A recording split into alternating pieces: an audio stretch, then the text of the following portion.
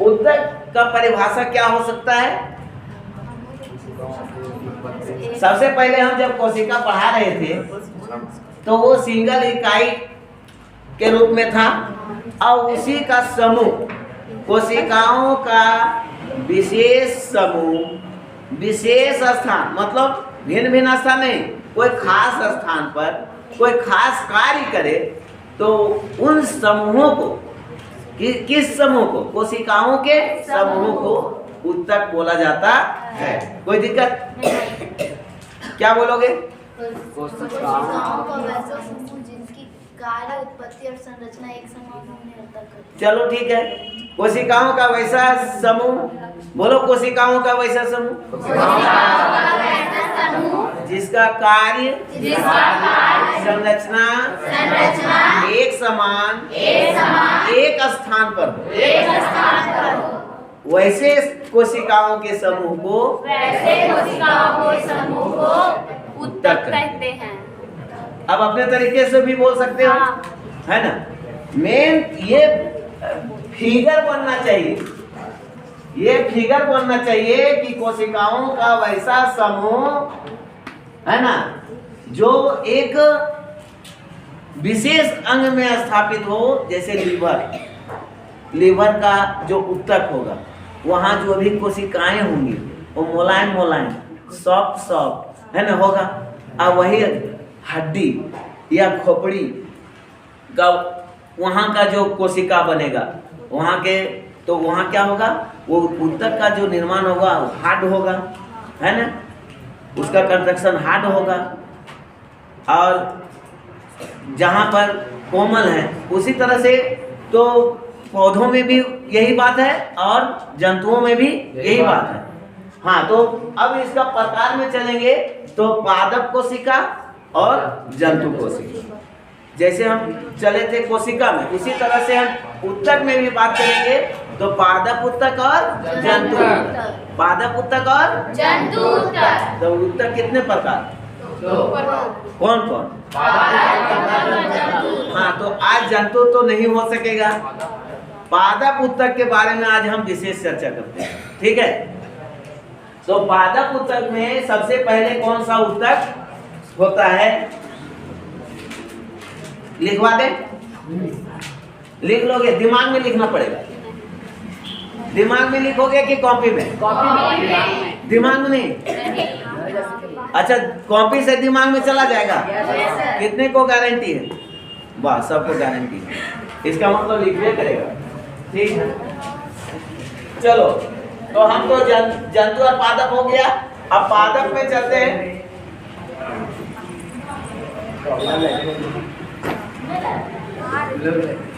पादप में दो प्रकार के, है ना,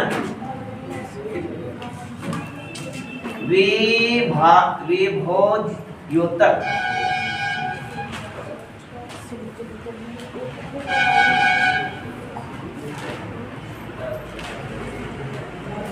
विभाज्योतक को अस्थायी उत्तक भी बोल सकते हैं और इसको कहेंगे अस्थायी उत्तक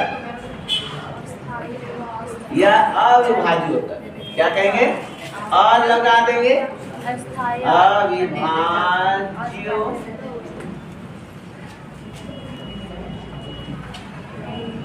अविभाज्य, ठीक? ये क्या होता है? अस्थायी होता है।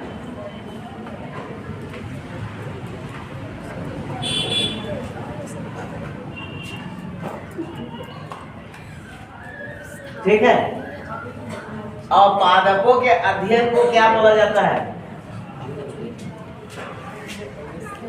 हिस्टोलॉजी। क्या बोला जाता है? हिस्टोलॉजी। हिस्टोलॉजी आ जाएगा। पादपों के अध्ययन को क्या कहा जाता है? हिस्टोलॉजी। हिस्टोलॉजी। हाँ, पादप नहीं, पादप का जब अध्ययन करेंगे तो श्योर है कि उत्तक का अध्ययन होगा ही, उत्तक का ही ना अध्ययन होगा। हाँ, अब यहाँ पर आओ कि वो विभोज्योतक, देखो असल बात ये है कि उत्तक विभोज्योतक से ही अस्थायी उत्तक हुआ।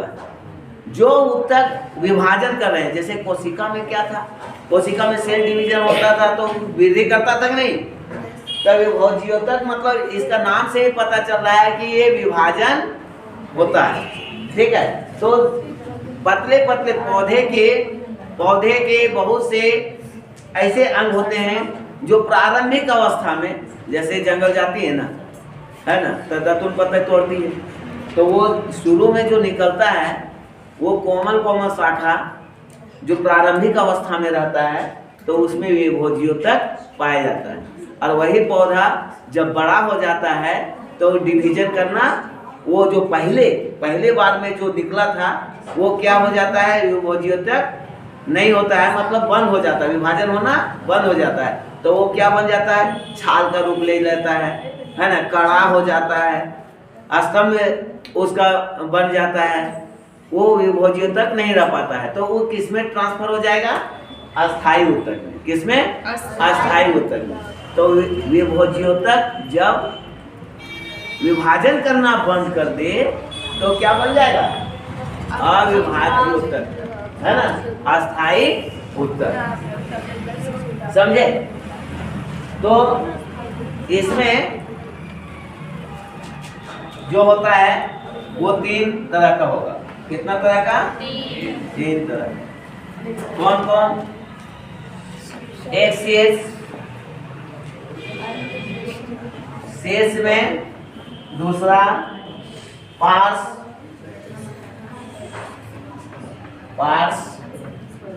और तीसरा अंतर्वेशी।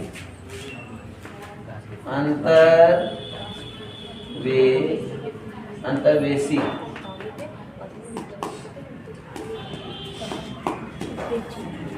देखो, ये शीर्ष वाला क्या करता है, ये शीर्ष जो ऊतक है वो आग में मिलेगा। कहाँ मिलेगा, आग में, मतलब कौन चीज,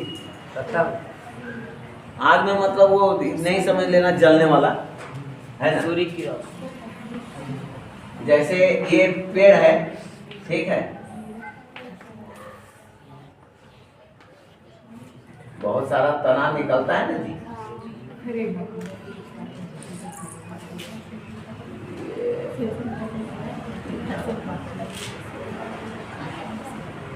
ये देखो पानी फोड़ते जाता है, ठीक है। तो ये जो कोमल वाला भाग रहता है ना, इसमें ये शीर्ष में, शीर्ष मतलब भी समझ लो, ठीक है। दूसरी बात कि ये जो जड़ वाला जो है, यहाँ भी शीर्ष बनता है, यहाँ भी जड़ को कबाड़ते हो तो देखते हो कितना मुलायम मुलायम रहता है। तो जो मुलायम हो, सॉफ्ट हो, है ना, जहाँ छूने पर एकदम मजा आए, गुलगुल लगे, है ना, तो उसको क्या कहेंगे, कौन सा ऊतक होगा वहाँ, शीर्ष, है ना, शीर्ष ऊतक। और पार्श्व क्या होगा, शीर्ष यहाँ भी मिलेगा, और ऊपर भी, है ना, शीर्ष यहाँ भी मिलेगा, जड़ में के कोमल भागों में, और यहाँ भी मिलेगा, है ना। अब बीच वाला ये तो क्या करता है, ये लंबाई को बढ़ाता है। शीर्ष क्या करता है, लंबाई को बढ़ाता है। हाँ, लंबाई, ये लंबाई किसके कारण होता है, इसी के कारण। रेख, जब माली बागान में देखता है, अरे ये इतना लंबे हो जा रहा है कि मोटा पेड़ बन ही नहीं रहा है, तो क्या करता है, ऊपर से छपा, जो शीर्ष ऊतक रहता है ना, जो ऊपर वाला जो रहता है भाग, उसका शाखा को क्या कर देता है, काट देता है, ताकि उसका एनर्जी मोटापा में लगे, ठीक है। जो 9th-10th में जा रहा है बच्चा बच्ची, अभी तो लोग सबको खिंचाने का टाइम, अभी तो लोग का शरीर नहीं धरेगा, अभी जितना से अधिक वो पतला होगा, है ना। तो ये क्या करता है, शीर्ष ऊतक लंबाई को क्या करता है, बढ़ाता है। इसका अंग्रेजी नाम समझ लो, विभोज्योतक को क्या कहा जाता है, मेट्रिस्टेमेटिक। लिख देते हैं, जानना जरूरी है। MER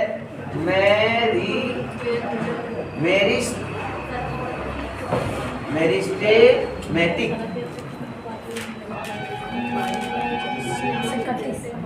ठीक है। और ये हो गया अस्थाई का, तो सब जानते हो, परमानेंट। अस्थाई को परमानेंट।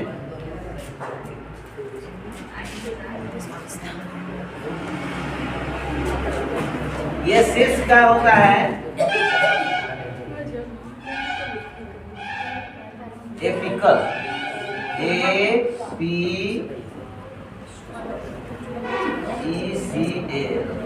एपिकल। और ये है लैटरल, LATERAL।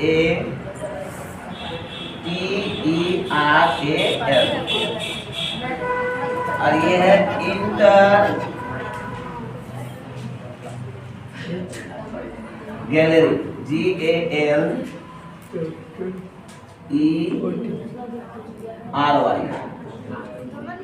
Inter gallery. तो ये लंबाई हो गया। ये क्या करता है? मोटाई को बढ़ाता है ना। तो मोटा कहाँ होगा जी? यहाँ शाखा बीच में, ये भाग क्या होगा?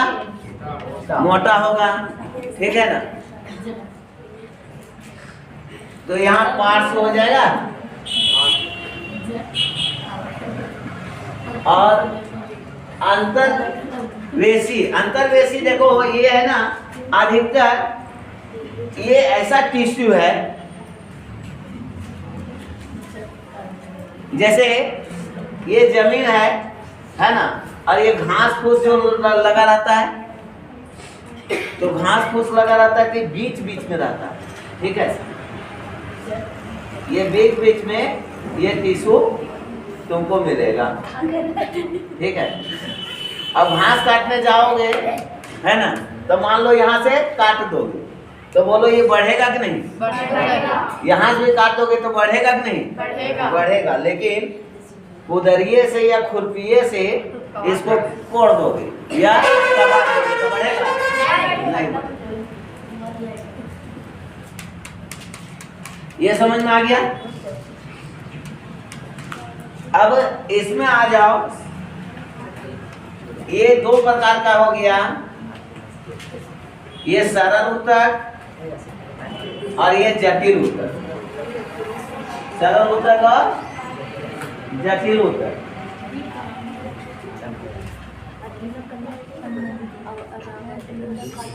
सरल को जानते हो, सिंपल, और जटिल का कॉम्प्लेक्स। जटिल का क्या होता है? तो ये सिंपल टिश्यू और ये हो जाएगा कॉम्प्लेक्स टिश्यू।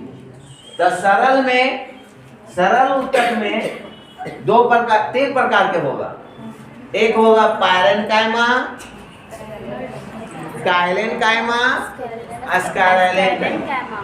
पैरेन्काइमा है ना, काइलेन्काइमा और स्क्लेरेन्काइमा। पैरेन्काइमा का क्या होगा हिंदी? मृदु ऊतक। क्या कहते हैं? मृदु ऊतक। मृदु ऊतक, स्थूल कोण और दृढ़ ऊतक। कौन आएगा इसमें?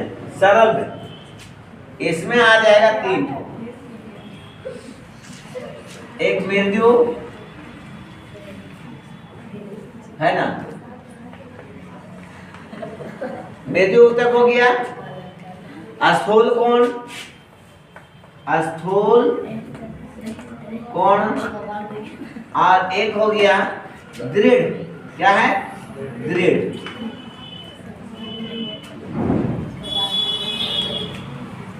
देखो ये पैरेन्काइमा, ये तीनों तो बता दिए। ये पैरेन्काइमा कहाँ पाया जाएगा? पैरेन्काइमा को एरेन्काइमा भी बोला जाता है। एयर मीन्स क्या होता है? हवा। एयर मीन्स हवा। जैसे जलीय पौधे में कभी देखे हो तालाब में, है ना। अच्छा, कमल ही रहता है। कमल अच्छा उदाहरण है। कमल का फूल वो खड़ा कैसे रहता है? उसका डंठल में एयर रहता है ना। वो खाली गुहिकाएं पाई जाती हैं, जिसमें हवा भरा होता है, और वो सीधा रखने में मदद करता है। ठीक है, तो जो मृदु में कोमल है ना, और कोमल किसमें पाया जाएगा? छोटे छोटे पौधे मुलायम, या पेड़ में भी होगा तो तना वाला एकदम कोमल पत्तियों में वो पाया जाएगा। कौन सी पाया जाएगा? पायरेन्काइमा।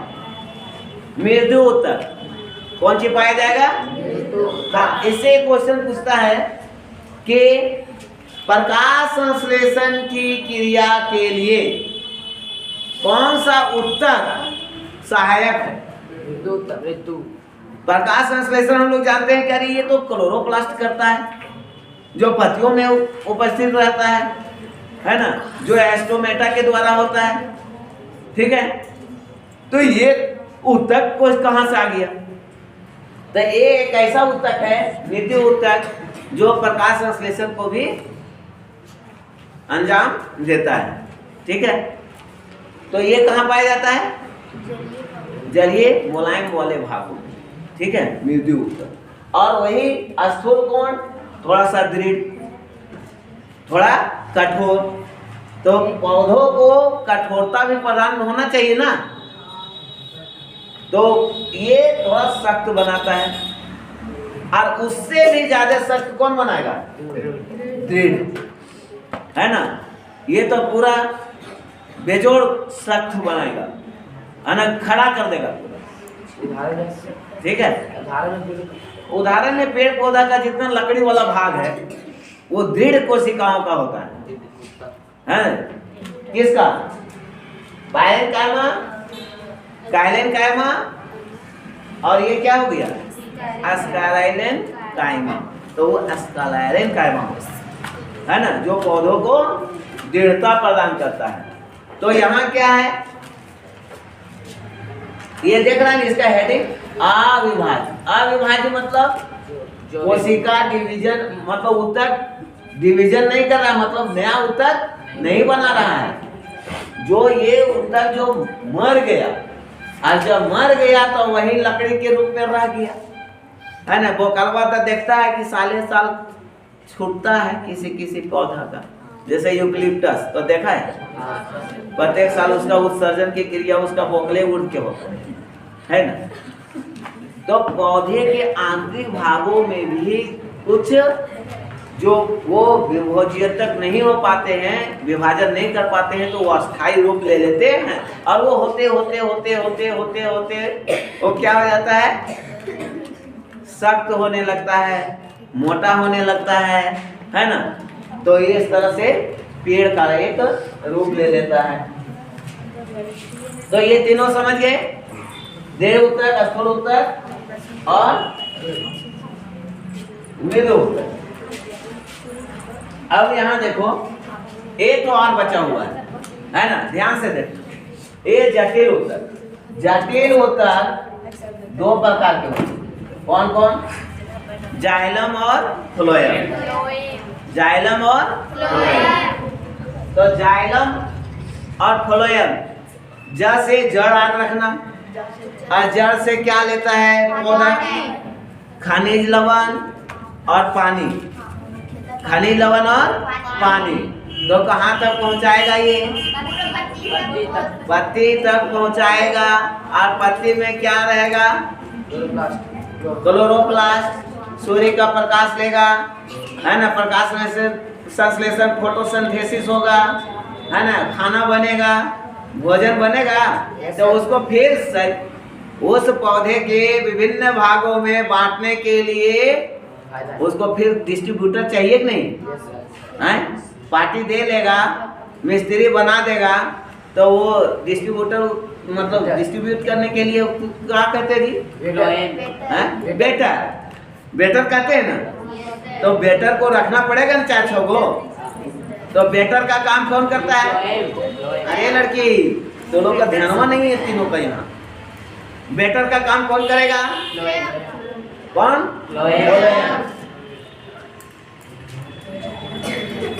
तो फ्लोएम, और ये हो गया जाइलम, जाइलम।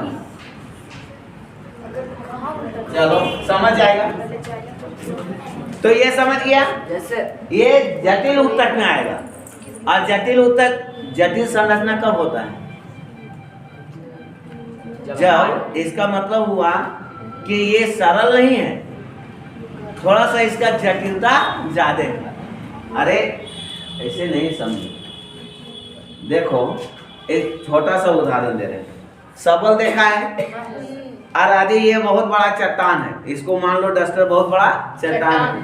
चट्टान बहुत बड़ा, उतना भी बड़ा नहीं, लेकिन 60 किलो या 1 क्विंटल का है, तो उसको क्या करते हैं, यहाँ लगाते हैं ना पेंच, जी सर।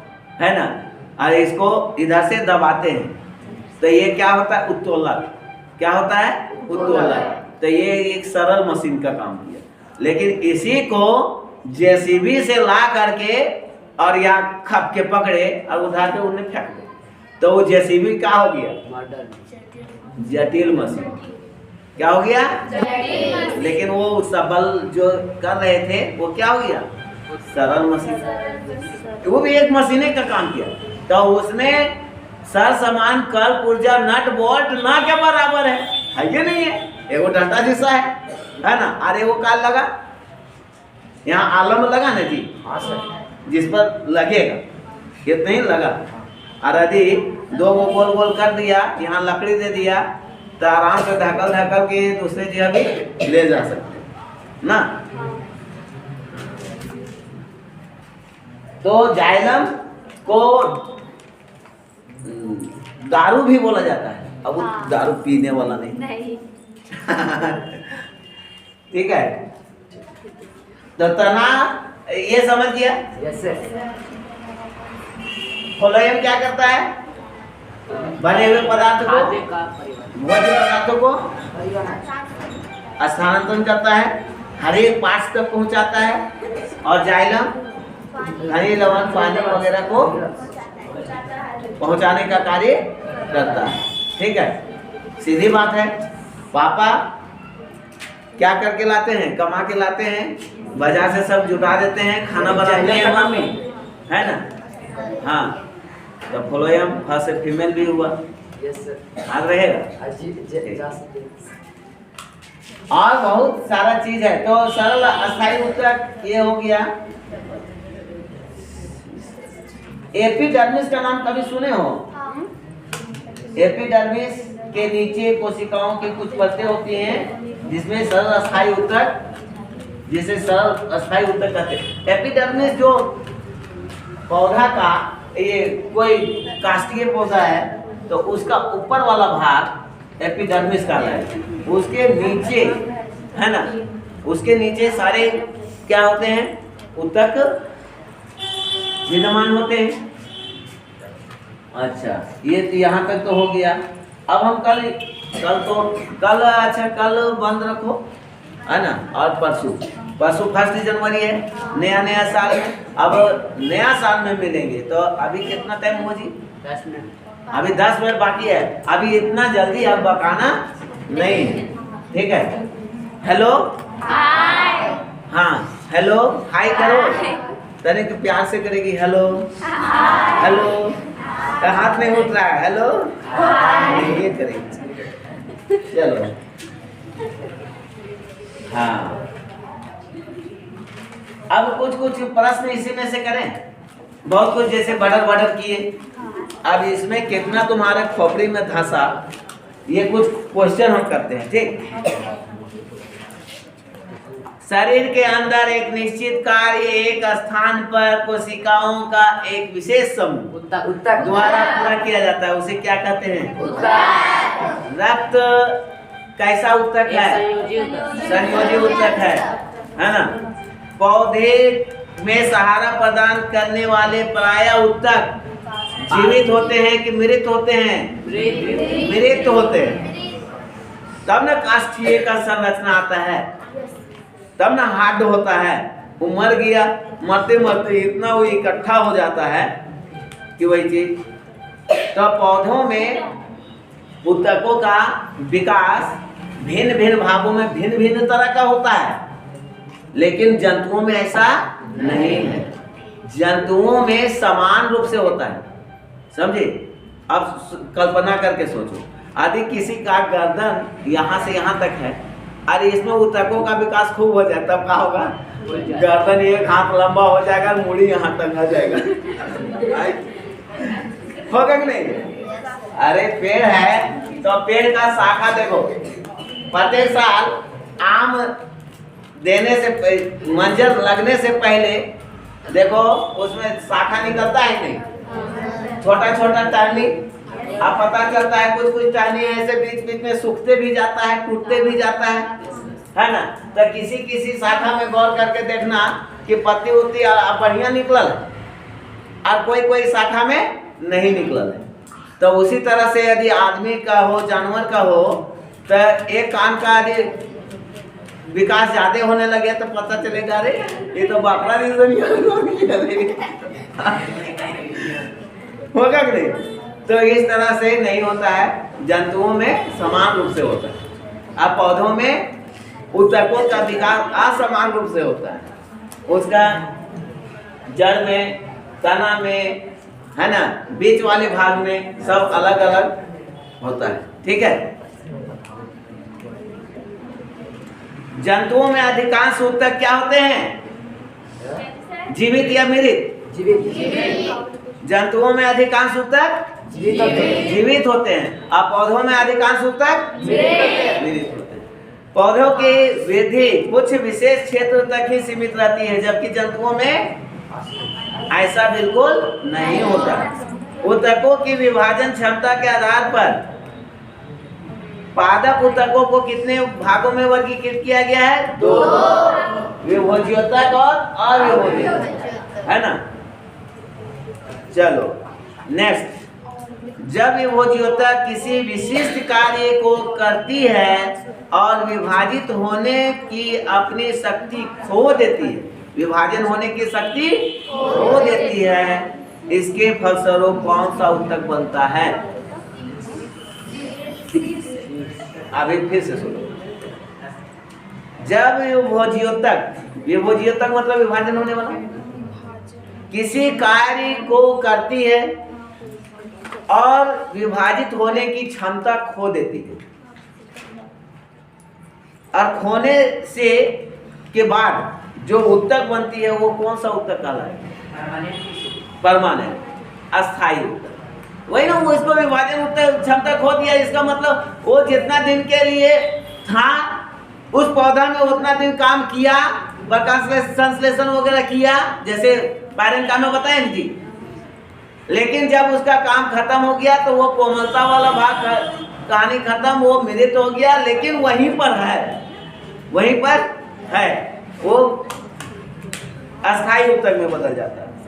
विभोज्योतक कोशिकाएं विभाजित होकर अनेक प्रकार की अस्थायी ऊतक निर्माण करती हैं। जैसे बहुत सारे अनेक प्रकार के, मतलब सरल ऊतक हो गया, जटिल ऊतक हो गया, ये किसमें हो गया? अस्थायी ऊतक में आ गया। वो ये बताओ, पायरेन्काइमा सबसे अधिक पाया जाने वाला कौन सा ऊतक है? सरल ऊतक है ना, सरल ऊतक में आएगा पायरेन्काइमा। यहाँ आया था ना पायरेन्काइमा, ये पायरेन्काइमा नहीं, सरल अस्थायी ऊतक। क्या बोलेंगे? सरल अस्थायी ऊतक। पायरेन्काइमा सरल अस्थायी ऊतक, है ना।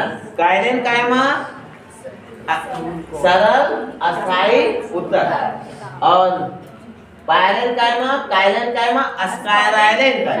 अस्काराइलेन्काइमा मतलब दृढ़ सरल ऊतक, सरल अस्थायी ऊतक, सरल अस्थायी ऊतक, ठीक है।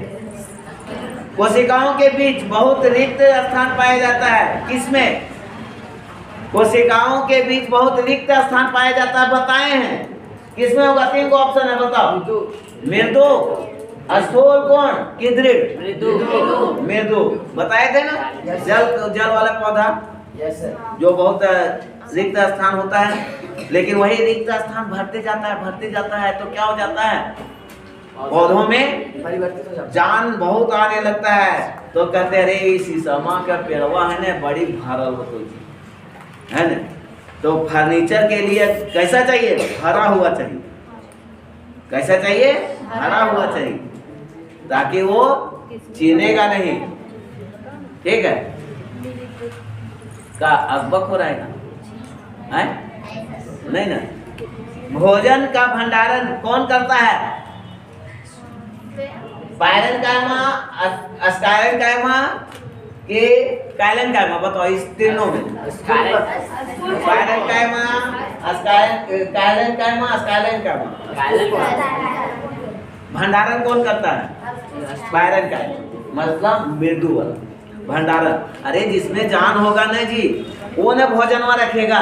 जो कोमल होगा, जिसमें प्रकाश संश्लेषण तनी मनी होगा, है ना, वैसा उत्तक में न रहेगा। समझ में आया कि नहीं है? तो बताओ, भोजन का भंडारण कौन करता है, जाने नहीं है, बोलो। मृदु, असुर कौन दे, मृदु। ठीक,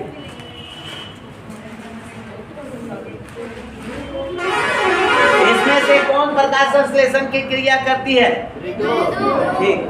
जलीय पौधे में पायरन कायमा की कोशिकाओं के बीच हवा की बड़ी बड़ी गुहिकाएं, जिसको कैविटीज कहते हैं, है ना, जिसके